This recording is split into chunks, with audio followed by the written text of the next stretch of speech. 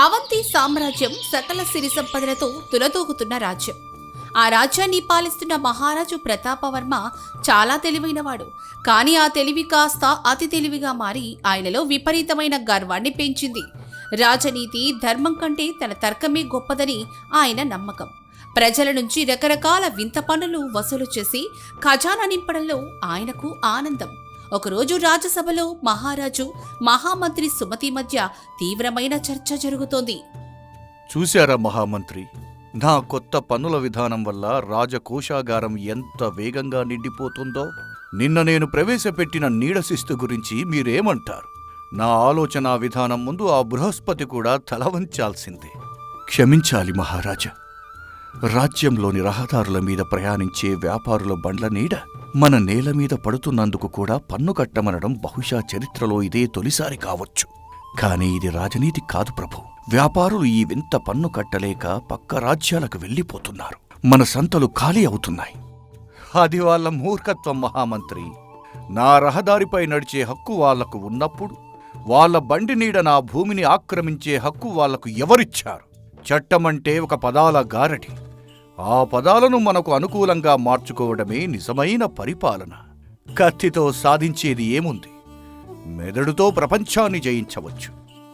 ప్రభు, రాజు అనేవాడు తోటమాలి లాంటివాడు. మొక్కలకు నీరు పోసి పండ్లు పండినప్పుడు మాత్రమే వాటిని కోసుకోవాలి. కానీ మీరు అతి తెలివితో మొక్కల వేర్లను కూడా కోసి అమ్ముకోవాలని చూస్తున్నారు.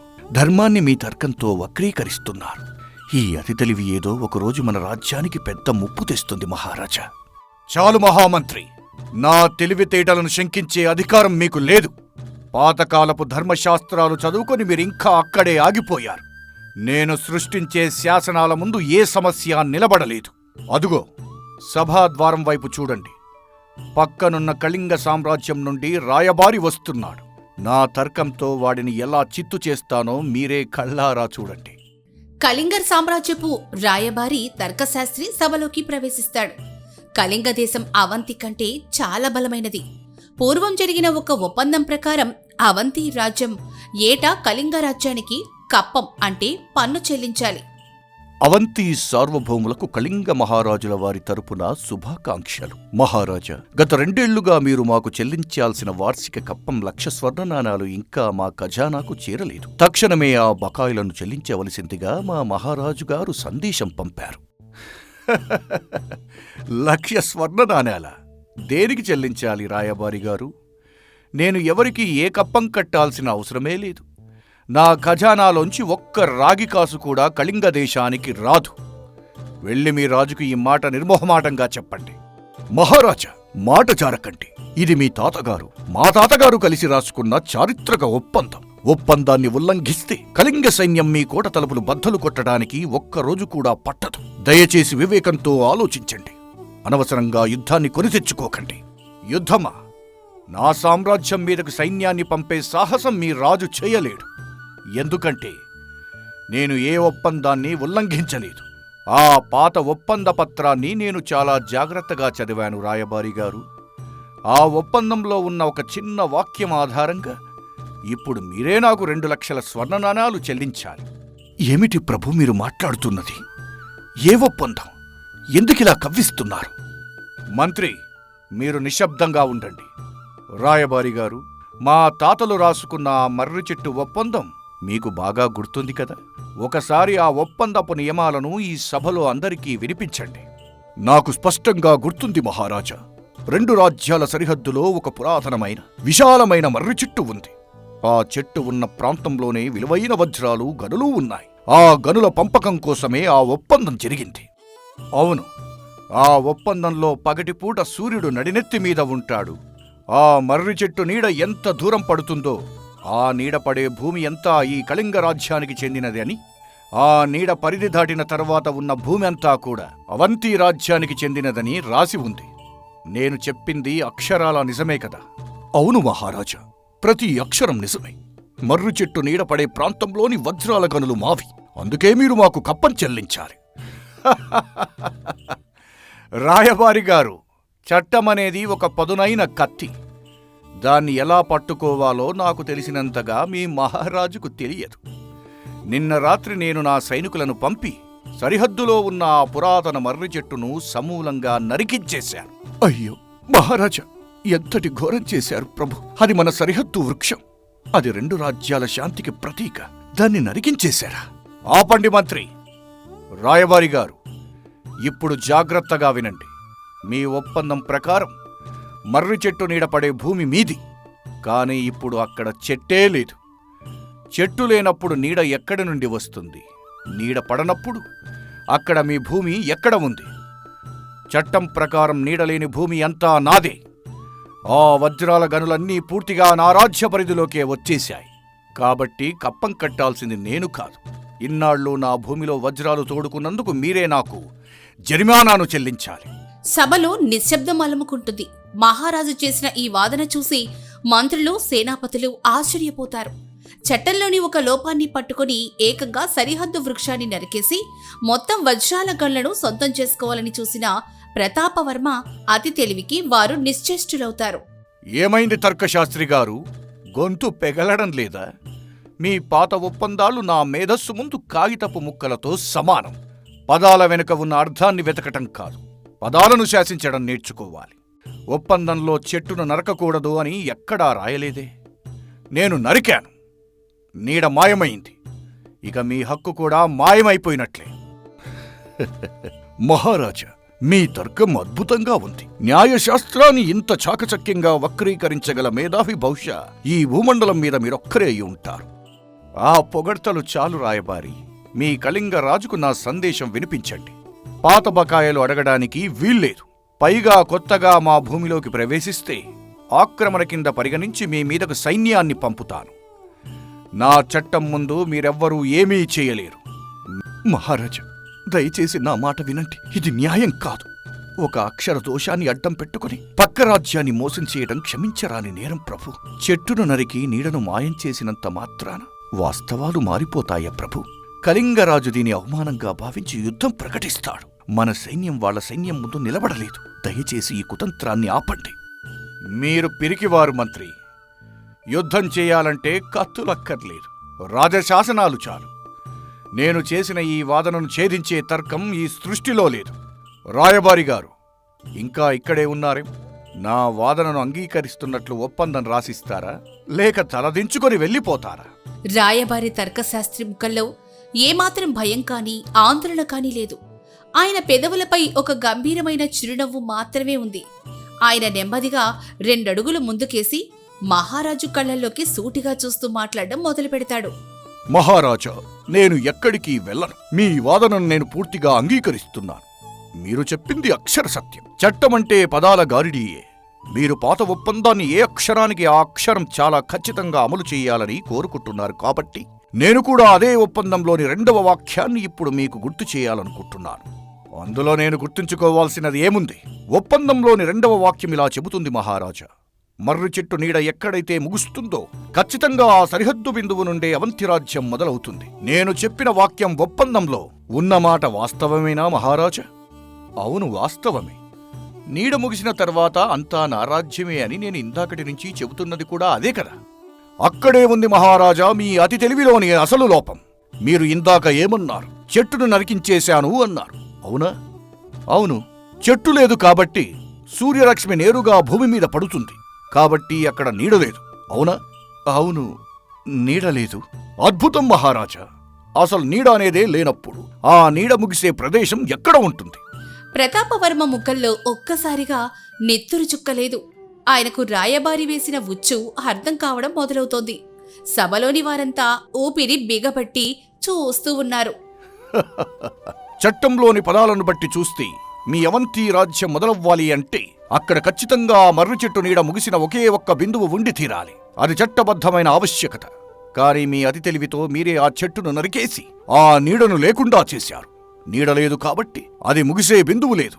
ఆ బిందువు లేదు కాబట్టి చట్టబద్ధంగా మీ అవంతి రాజ్యానికి ప్రారంభ సరిహద్దు అనేదే లేకుండా పోయింది. ఆగు రాయబారి, నువ్వు మాటలను వక్రీకరిస్తున్నావు. నీడ లేకపోతే మిగతా భూమి అంతా నాది అని అర్థం. లేదు మహారాజా, చట్టంలో ఊహలకు చోటు లేదు. మీరు చెప్పినట్లు కేవలం పదాలకు మాత్రమే చోటు ఉంది. ప్రారంభ సరిహద్దు లేని రాజ్యం చట్టం ముందు ఉనికిలో ఉండదు. కాబట్టి ఈ క్షణం నుండి మీ తర్కం ప్రకారం మీ చట్టం ప్రకారం ఈ అవంతి సామ్రాజ్యం ఉనికి కోల్పోయింది. సరిహద్దు లేని ఈ భూమి మొత్తం, ఇక్కడ ఉన్న ప్రజలు, చివరకు మీరు కూర్చున్న ఆ సింహాసనం కూడా చట్టబద్ధంగా మా కళింగ రాజ్యానికే సొంతమైపోతుంది. అయ్యా, దయచేసి శాంతించండి.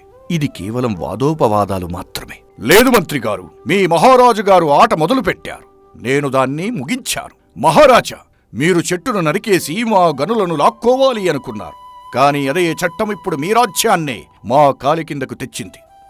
మీరు విసిరిన తర్కం అనే వల మీ మెడకే ఉరితాడుగా మారింది.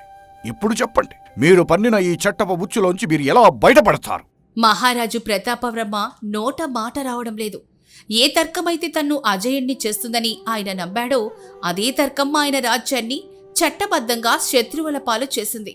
ఒకవేళ ఇప్పుడు రాయబారి వాదనను ఖండిస్తే తాను చేసిన వాదన కూడా తప్పని ఒప్పుకోవాలి. అప్పుడు కప్పం కట్టాల్సిందే. తాను చేసిన వాదనకు కట్టుబడి ఉంటే ఏకంగా రాజ్యమే పోతుంది. తాను తవ్విన గోతిలో తానే పడ్డానని మహారాజుకి స్పష్టంగా అర్థమైంది. రాయబారి గారు, మీ వాగ్దాటికి, మీ తర్కానికి నేను తలవంచుతున్నాను. నా అతి తెలివి కళ్లకు గంతలు కట్టింది. పదాలతో ఆడుకుంటే ప్రపంచాన్ని ఏలవచ్చు అనుకున్నాను. కాని న్యాయం లేని తర్కం ఎంతటి వినాశనానికి దారితీస్తుందో ఈరోజు కల్లారా చూశాను. మహారాజా, చట్టాలు ప్రజల శ్రేయస్సు కోసం, రాజ్యాల మధ్య శాంతి కోసం రాసుకుంటారు. వాటిలోని లుసుగులను వెతికి ఎదుటివారిని మోసం చేయాలనుకోవటం రాజనీతి కాదు. అది ఒక కుతంత్రం. ఒక పాలకుడికి ఉండాల్సింది అతి తెలివి కాదు, వివేకం మరియు ధర్మం. మా కళింగ మహారాజుకు మీ కుతంత్రాల గురించి ముందే తెలుసు. అందుకే నన్ను పంపారు. రాయబారి గారు, జరిగిన తప్పును క్షమించండి. మా మహారాజు గారికి వాస్తవం బోధపడింది. ఇప్పుడు మా రాజ్య భవిష్యత్తు ఏమిటి? మంత్రిగారు, మా కళింగరాజుకు భూదాహం లేదు. ఆయనకు కావలసింది శాంతి, న్యాయం మాత్రమే. మహారాజా, మీకు 2 మార్గాలు ఉన్నాయి. ఒకటి, మీ తర్కానికి కట్టుబడి ఈ క్షణమే మీ రాజ్యాన్ని మాకు అప్పగించాలి. ఆ తరువాత మీరు సాధారణ పౌరుడిగా వెళ్ళిపోవటం. ఇక 2, మీ అతి తెలివిని పక్కన పెట్టి పాత ఒప్పందాన్ని గౌరవిస్తూ మీరు చెల్లించాల్సిన 1,00,000 స్వర్ణ నాణాల కప్పం చెల్లించడం. అలాగే శాంతికి ప్రతీకైన మర్రి చెట్టును నరికించినందుకు గాను జరిమానాగా మరో 50,000 స్వర్ణ నాణాలు చెల్లించటం. ఈ నిర్ణయం మీదే. నేను 2వ మార్గాన్ని ఎంచుకుంటున్నాను రాయబారి గారు. నా గర్వానికి, నా అతి తెలివికి తగిన శాస్తే జరిగింది. ఈరోజు మీరు నా రాజ్యాన్ని లాక్కోకుండా నాకు జీవిత సత్యాన్ని బోధించారు. మహామంత్రి, వెంటనే మన కోశాగారం నుండి 1,50,000 స్వర్ణ నాణాలను తీసి కళింగ రాజ్యానికి పంపే ఏర్పాటును చెయ్యండి. చిత్తం మహారాజా, మీ కళ్ళు తెరుచుకున్నందుకు నాకు చాలా ఆనందంగా ఉంది. అలాగే మహామంత్రి, నిన్న నేను ప్రవేశపెట్టిన నీడ పన్ను, అలాంటి పనికిమాలిన శాసనాలన్నింటినీ తక్షణమే రద్దు చేయండి. రాజ్యం నడవాల్సింది కుతంత్రువు చట్టాలతో కాదు, ప్రజల ప్రేమతో, ధర్మంతో అని నాకు ఈరోజు అర్థమయ్యింది. రాయబారి గారు, దయచేసి మీ రాజుకు నా తరపున క్షమాపణలు తెలియజేయండి. మళ్ళీ ఆ సరిహద్దులోని 10 మర్రి మొక్కలు నాటించి స్వయంగా నేనే వాటికి నీరు పోస్తాను. ప్రతాపవర్మ అహంకారం, అతి తెలివి ఆ రోజుతో నశించిపోయాయి. ఏ తర్కమైతే తన్ను కాపాడుతుందని విర్రవీగాడో ఆ తర్కమే తన ఉనికిని ప్రశ్నించేసరికి ఆయనలోని నిజమైన రాజు నిద్రలేచాడు. ఆ తర్వాత ప్రతాపవర్మ ఎన్నడూ చట్టాలతో కాని ప్రజల కష్టాలతో కాని ఆడుకోలేదు. అవంతి రాజ్యాన్ని అత్యంత ధర్మబద్ధంగా పరిపాలిస్తూ అందరి మన్నల్ని పొందాడు. తెలివి ఉండడం అలంకారం, కానీ అతి తెలివి ఎప్పటికీ వినాశనకారం అని ఈ కథ మనకు తెలియచేస్తోంది. అవంతిపురం అనే రాజ్యాన్ని సూరసేనుడు అనే మహారాజు పరిపాలిస్తూ ఉండేవాడు. ఆయనకి విజయుడు అనే ఒక్కగానొక్క కొడుకు. చిన్నతనంలో వచ్చిన ఒక జ్వరం వల్ల విజయుడికి వినికిడి శక్తి పూర్తిగా పోతుంది. మాటలు వినలేని యువరాజు పెదవుల కదలికలు, ముఖ కవలికలు, సైగలు చూసి అర్థం చేసుకునేవాడు. కాని రాజ్యంలో చాలా మంది అతన్ని చిన్నచూపు చూసేవారు. ఒకరోజు రాజసభలో సేనాధిపతి భీమవర్మ, మంత్రి సుమతి మధ్య యువరాజు గురించి చర్చ జరుగుతోంది. మంత్రివర్య, ఒక్క మాట అడుగుతాను. చెవిటివాడు రాజు ఎలా అవుతాడు? ప్రజల మొర వినలేడు, శత్రువుల అరుపులు వినలేడు, యుద్ధబేరి శబ్దాన్ని కూడా వినలేడు. ఇలాంటి వాడి చేతిలో ఈ రాజ్యం పెడితే అది నాశనమైపోదా? సేనాధిపతి, అలా మాట్లాడకండి. యువరాజు బుద్ధిమంతుడు, వినలేకపోయినా. బుద్ధి ఉంటే సరిపోదు మంత్రివర్య, రాజుకు చెవులు కావాలి. శత్రువు మన మీదకు దండెత్తి వస్తున్నాడని తెలియాలంటే వినాలి కదా. ద్రోహి గుసగుసలు పసిగట్టాలంటే మరి వినాలి. ఈ చెవిటి యువరాజు సింహాసనం ఎక్కితే అవంతిపురం పొరుగు రాజ్యానికి బానిస అవుతుంది. గుర్తుపెట్టుకోండి. సేనాధిపతి, మీరు హద్దు మీరుతున్నారు. యువరాజును అవమానించే అధికారం మీకు లేదు. ఆయన మహారాజు వారసుడు. వారసుడు? ఒక లోపం ఉన్నవాడు వారసుడు. చరిత్రలో ఏ చెవిటివాడైనా రాజ్యమేలాడా? మంత్రివర్య, మీరు భావోద్వేగంతో మాట్లాడుతున్నారు. నేను వాస్తవంతో మాట్లాడుతున్నాను. ఈ రాజ్యం క్షేమం కావాలంటే బలమైన చేతులే ఉండాలి. ఈ మాటలన్నీ దూరంగా నిలబడిన యువరాజు విజయుడు పెదవులు చదివి అర్థం చేసుకుంటాడు. అతని కళ్ళల్లో నీళ్లు తిరుగుతాయి. మౌనంగా తన గదికి వెళ్ళిపోతాడు. నిజమే, నేను వినలేను. ఈ లోపంతో నేను ఎప్పటికీ మంచి రాజును కాలేను. తండ్రిగారి తరువాత ఈ రాజ్యాన్ని నేను ఎలా పాలించగలను? భీమవర్మ చెప్పింది నిజమేనేమో. నేను పనికిరాని వాడిని. యువరాజు రోజురోజుకీ కుంగిపోతూ అందరికీ దూరంగా ఒంటరిగా గడపసాగాడు. ఇది గమనించిన మహారాజు శూరసేనుడు చాలా బాధపడతాడు. ఒకరోజు రాజ్యానికి దూరంగా ఒక కొండ గుహలో నివసించే వృద్ధ గురువు ధర్మగుప్తుని గురించి విని కొడుకును ఆయన దగ్గరకు పంపాలని నిర్ణయించుకుంటాడు. బిడ్డా, నీకోసం ఒక గొప్ప గురువును చూశాను, ధర్మగుప్తుడు. ఆయన దగ్గర కొన్నాళ్లు ఉండి విద్య నేర్చుకో. నీలో ఏదో గొప్పతనం ఉంది బిడ్డా, అది నీకు ఇంకా తెలియదు. అంతే. తండ్రిగారు, వినలేని నాకు ఆ గురువు ఏం నేర్పగలరు? అందరిలాగే ఆయన కూడా నన్ను చూసి జాలిపడతారు, అంతే కదా. ఒక్కసారి వెళ్ళి చూడు బిడ్డా, నాకోసం. తండ్రి మాట కాదనలేక విజయుడు ఆ కొండ గుహకు చేరుకుంటాడు. రా బిడ్డా, విజయ, నీకోసమే ఎదురు చూస్తున్నాను. గురువుగారు, మీకు నేను వస్తానని ఎలా తెలుసు? నేను రావటం ఎవరికీ చెప్పలేదే. దారిలో పక్షులు ఎగిరిన తీరు చూశాను బిడ్డా. ఎవరో అపరిచితుడు ఈ కొండ వైపు వస్తున్నాడని అవి చెప్పాయి. సరే, నీ గురించి విన్నాను. నువ్వు వినలేవని అందరూ అంటున్నారు, నిజమేనా? అవును గురువుగారు, చిన్నప్పటి జ్వరంతో నా చెవులు పనిచేయటం మానేశే. నేను పనికిరాని వాడిని, రాజు కాలేని వాడిని. పనికిరానివాడివా? సరే, ఒక ప్రశ్న అడుగుతాను. ఇప్పుడు ఈ గుహ బయట ఏం జరుగుతుందో చెప్పగలవా? చెట్టు కొమ్మలు ఒకవైపే వంగుతున్నాయంటే గాలి తూర్పు నుండి వీస్తోంది. పక్షులు గూళ్లకు తొందరగా చేరుతున్నాయి. ఆకాశం మబ్బుగా ఉంది, అంటే వర్షం రాబోతోంది. దారిలో దుమ్ము లేచింది. ఎవరో గుర్రం మీద ఇటువైపే వస్తున్నారు. అద్భుతం! ఇవన్నీ నువ్వు కళ్ళతో చూసి చెప్పావు. చెవులున్నవాళ్లు ఈ విషయాలను గమనించరు, ఎందుకంటే వాళ్ళు శబ్దాల మీద ఆధారపడతారు. కానీ నువ్వు వినలేవు కాబట్టి నీ కళ్ళు 10 రెట్లు పదునెక్కాయి. నీ పరిశీలనా శక్తి సామాన్యమైంది కాదు బిడ్డా. అంటే నా లోపమే నాకు ఈ శక్తి ఇచ్చిందా? విను బిడ్డా, ప్రకృతి ఒక ద్వారం మూస్తే మరో ద్వారం తెరుస్తుంది. నీ చెవులు మూసుకుపోయాయి, కానీ నీ కళ్ళు, నీ బుద్ధి, నీ గమనింపు అసాధారణంగా తెరుచుకున్నాయి. మనుషులు మాటలతో అబద్ధం చెప్పగలరు, కానీ వాళ్ల ముఖం, కళ్ళు, చేతులు, కదలికలు ఎప్పుడూ నిజమే చెబుతాయి. నువ్వు మాటలు వినవు, కాబట్టి నిన్ను ఎవరూ మాటలతో మోసం చేయలేరు. నువ్వు నిజాన్ని చూస్తావు. గురువుగారు, మరి అందరూ నన్ను చూసి ఎందుకు జాలిపడతారు? ఎందుకు తక్కువగా చూస్తారు?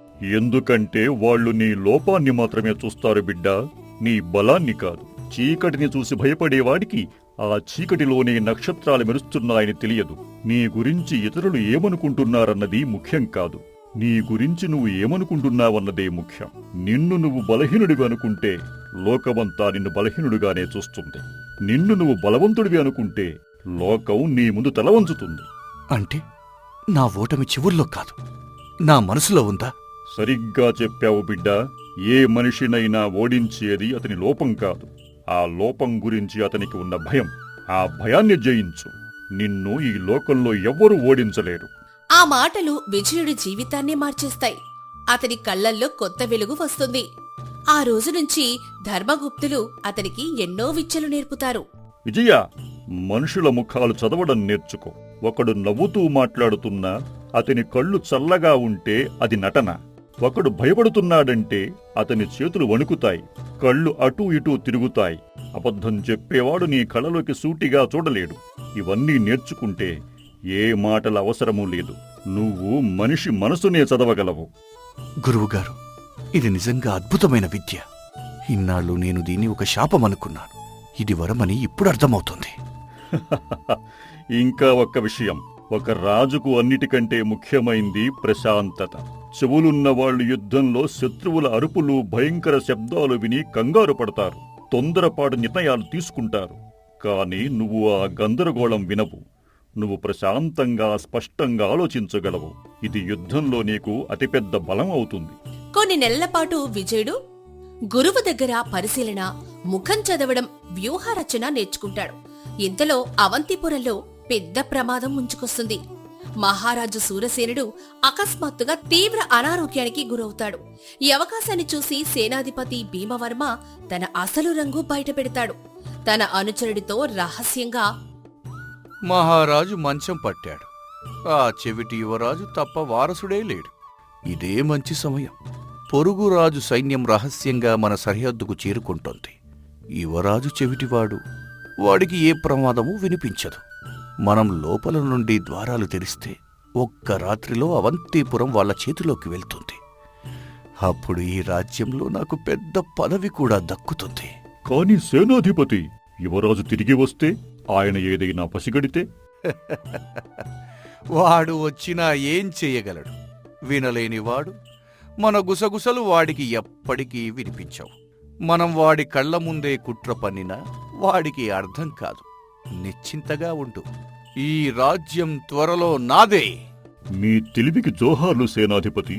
ఆ చెవిటివాడు మన పథకాన్ని ఎప్పటికీ కనిపెట్టలేడు. ఇదంతా జరుగుతూ తండ్రి అనారోగ్యం గురించి విన్న విజయుడు గురువు ఆశీర్వాదం తీసుకొని హుటాహుటిన రాజ్యానికి తిరిగొస్తాడు. మారిన విజయుణ్ణి చూసి అందరూ ఆశ్చర్యపోతారు. అతని నడకలో ఆత్మవిశ్వాసం, కళ్లల్లో పదునైన చూపు కనిపిస్తాయి. రాజసభలో అడుగు పెట్టగానే విజయుడు సేనాధిపతి భీమవర్మను నిశితంగా గమనిస్తాడు. భీమవర్మ నన్ను చూసి పైకి నవ్వుతున్నాడు. కాని అతని కళ్లల్లో ఆ నవ్వు లేదు. చేతులు వెనక్కి దాచుకున్నాడు. ఏదో దాస్తున్నాడు. మంత్రి సుమతితో మాట్లాడేటప్పుడు అతని చూపు పదే పదే రాజ్య సరిహద్దు పటం వైపు మల్లుతోంది. ఏదో జరుగుతోంది. విజయుడు నేరుగా మంత్రి సుమతి దగ్గరికెళ్లి ఏకాంతంగా రాసిన సందేశం అందిస్తాడు.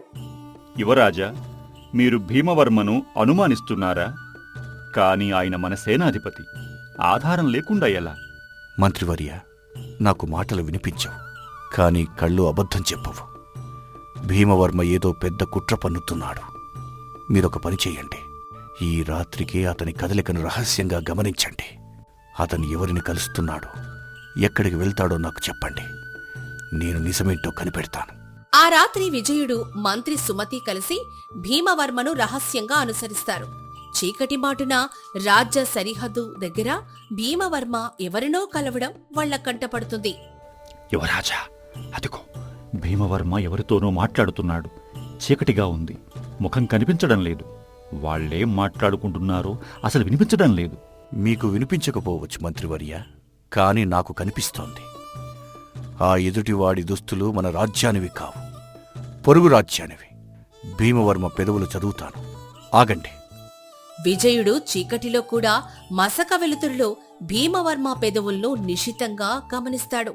తనలో తాను పెదవులను చదువుతూ, భీమవర్మ చెబుతున్నాడు, రేపు అమావాస్య రాత్రి ఉత్తర ద్వారం నేను తెరుస్తాను. మీ సైన్యం లోపలికి రండి. యువరాజు చెవిటివాడు, వాడికి ఏ అలికిడి వినిపించదు. ఆహా, ఇది వీడి కుట్ర. ఉత్తర ద్వారం గుండా శత్రు సైన్యాన్ని లోపలికి తేబోతున్నాడు. యువరాజా, ఏం చెబుతున్నారు వాళ్ళు? మీకు అర్థమైందా? అంతా అర్థమైంది మంత్రివర్య. రేపు అమావాస్య రాత్రి ఉత్తర ద్వారం గుండా శత్రు సైన్యం దాడి చేయబోతుంది. భీమవర్మ లోపల నుండి ద్వారం తెరవబోతున్నాడు. కాని భయపడకండి.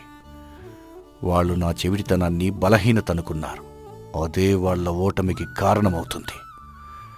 నాకొక వ్యూహం ఉంది. మరుసటి రోజు విజయుడు మంత్రి విశ్వాసపాత్రులైన సైనికులతో కలిసి ఒక పగడ్బందీ ప్రణాళికను సిద్ధం చేస్తాడు.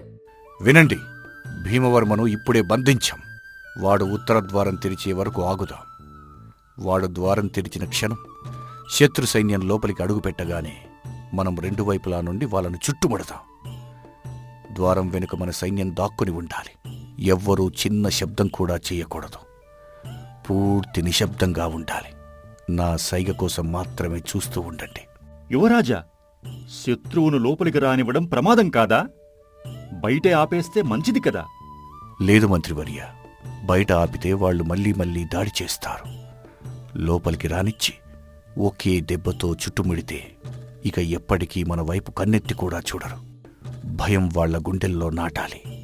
అదే అసలైన గెలుపు. మీ వ్యూహం అద్భుతం యువరాజా. మీరు చెప్పినట్టే చేస్తాం. అమావాస్య రాత్రి వచ్చింది. చిమ్మ చీకటి. ఎప్పటిలాగే భీమవర్మ రహస్యంగా ఉత్తర ద్వారం వైపు కదులుతాడు.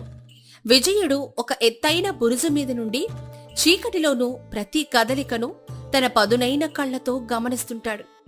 భీమవర్మ తనలో తాను ద్వారం తెరుస్తూ, ఇదిగో ద్వారం తెరిచాను.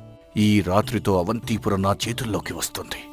ఆ చెవిటి యువరాజు తన మెత్తని పడకలో గాఢ నిద్రలో ఉన్నాడు.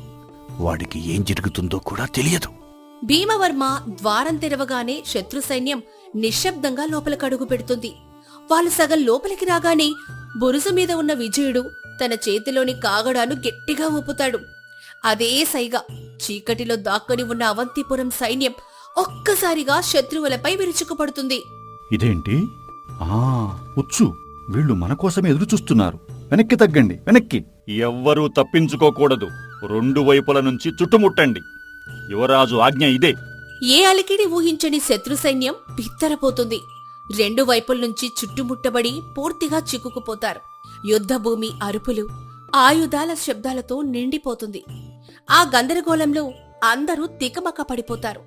కాని విజయుడు మాత్రం ఆ శబ్దాలేవీ వినిపించక ప్రశాంతంగా బురుజు మీద నుంచి ప్రతి కదలికను గమనిస్తూ చేతి సైగలతో సైన్యాన్ని నడిపిస్తాడు. తెల్లవారేసరికి శత్రు సైన్యం పూర్తిగా ఓడిపోతుంది. యువరాజా, ఈ గందరగోళంలో సైనికులందరూ తికమక పడుతుంటే మీరు మాత్రం ఇంత ప్రశాంతంగా, ఇంత ఖచ్చితంగా ఆజ్ఞలు ఇచ్చారు. ఇది ఎలా సాధ్యమైంది? మంత్రివర్య, మీ అందరికీ భయంకర శబ్దాలు వినిపించాయి. అవి మిమ్మల్ని కంగారు పెట్టాయి. కాని నాకు ఆ శబ్దాలు వినిపించలేదు. నేను కేవలం చూశాను, ఆలోచించాను. శత్రువు ఎటు కదులుతున్నాడో, ఎక్కడ బలహీనంగా ఉన్నాడో నా కళ్ళు చెప్పాయి. నా చెవిటితనమే ఈ యుద్ధంలో నా అతిపెద్ద ఆయుధమయ్యింది. ద్రోహి భీమవర్మను సైనికులు బంధించి యువరాజు ముందు నిలబెడతాడు. యువరాజా, మీకు ఇదంతా ఎలా తెలిసింది? నేను అన్నీ గుసగుసగా రహస్యంగా మాట్లాడాను. మీరు వినలేరని అనుకున్నాను. భీమవర్మ, నువ్వు చేసిన పొరపాటు అదే. నేను వినలేను అనుకున్నావు, కానీ నేను చూడగలను. నీ పెదవులు కదిలిన ప్రతి మాటను నేను చదివాను. మాటను వినేవాళ్లు మోసం చేయడం తేలిక, కానీ చూసేవాళ్లను మోసం చేయడం కష్టం. నువ్వు నా లోపాన్ని చూశావు, నా బలాన్ని చూడలేకపోయావు. యువరాజా, నన్ను క్షమించండి. నేను మిమ్మల్ని తక్కువ అంచనా వేశాను. చెవిటివాడు రాజు కాలేడని అవమానించాను. కానీ ఈరోజు మీరు నిరూపించారు, నిజమైన బలం చెవుల్లో కాదు, బుద్ధిలో ఉంటుందని. నీకు మరణశిక్ష విధించే అధికారం నాకు ఉంది భీమవర్మ. కానీ నేను అలా చెయ్యను. నీ ద్రోహం వల్ల కలిగే నష్టం కంటే నీలాంటి వాడిని క్షమించడం వల్ల ఈ రాజ్యానికి ఒక పాఠం దక్కుతుంది. నిన్ను రాజ్యం నుండి బహిష్కరిస్తున్నాను. ఇక ఎప్పుడు అవంతిపురం వైపు కన్నెత్తి కూడా చూడకు. విజయుడి ఈ నిర్ణయం, అతని వ్యూహం, అతని ఔదార్యం రాజ్యమంతటా మారుమోగుతాయి. ఇంతలో మంచం మీద ఉన్న మహారాజు సూరసేనుడు కోలుకొని జరిగిందంతా తెలుసుకుంటాడు. కొడుకును గుండెలకు హత్తుకుంటాడు. బిడ్డా, నిన్ను చూసి నేను ఎంతో గర్విస్తున్నాను. ఒకప్పుడు అందరూ నీ లోపాన్ని చూసి ఎగతాళి చేశారు. కాని నువ్వు ఆ లోపాన్నే నీ గొప్ప బలంగా మార్చుకుని ఈ రాజ్యాన్ని కాపాడావు. నీలాంటి కొడుకు ఉండటం నా అదృష్టం. తండ్రి గారు, ఈ మార్పుకు కారణం ధర్మగుప్త గురువు గారు. ప్రకృతి ఒక ద్వారం మూస్తే మరో ద్వారాన్ని తెరుస్తుంది అని వారు నాకు నేర్పారు. నా చెవులు మూసుకుపోయాయి, కానీ నా కళ్ళు, నా బుద్ధి తెరుచుకున్నాయి. ఇన్నాళ్ళు శాపమనుకున్నదే నాకు వరమయ్యింది. కొద్ది కాలానికి మహారాజు సూరసేనుడు విజయుడికి పట్టాభిషేకం చేస్తాడు. చెవిటి రాజు అని ఒకప్పుడు అవమానించిన వాళ్లే ఇప్పుడు అతని తెలివిని, పరిపాలనా దక్షతను చూసి నివ్వెరపోతారు. విజయుడు తన పదునైన పరిశీలనతో ద్రోహులను పసిగట్టి ప్రజల కష్టాలను కళ్లతో చూసి అర్థం చేసుకుని అవంతిపురాన్ని ఆదర్శ రాజ్యంగా తీర్చిదిద్దుతాడు. ఈ కథ మనకొక గొప్ప సత్యాన్ని చెప్తుంది. మనలో ఉన్న లోపం మన బలహీనత కాదు, దాన్ని ఎలా చూస్తాము అన్న దానిపై అంతా ఆధారపడి ఉంటుంది. ఒక ద్వారం మూసుకుపోతే మరో ద్వారం తెరుచుకుంటుంది. మన లోపాలను చూసి కుంగిపోకుండా వాటిలోనే దాగున్న ప్రత్యేకమైన శక్తిని గుర్తించి దాన్ని బలంగా మార్చుకోగలిగితే ప్రపంచంలో మనల్ని ఎవ్వరూ ఓడించలేరు. ఎదుటివారిని వారి లోపాలను బట్టి తక్కువగా అంచనా వేయకూడదు, ఎందుకంటే ఆ లోపమే వారి అతిపెద్ద బలం కావచ్చు. చూశారుగా, ఈ కథలో మీకు బాగా నచ్చిన సన్నివేశం ఏంది? గురువు యువరాజుకి అతని శక్తిని తెలియజేసిన సన్నివేశమా, లేక చీకటిలో పెదవులు చదివి కుట్రను పసిగట్టిన సన్నివేశమా? మీ అభిప్రాయాన్ని వెంటనే కామెంట్ చేయండి. ఇలాంటి మరెన్నో నీతి కథల కోసం మా ఛానల్ని సబ్స్క్రైబ్ చేయండి. ధన్యవాదాలు.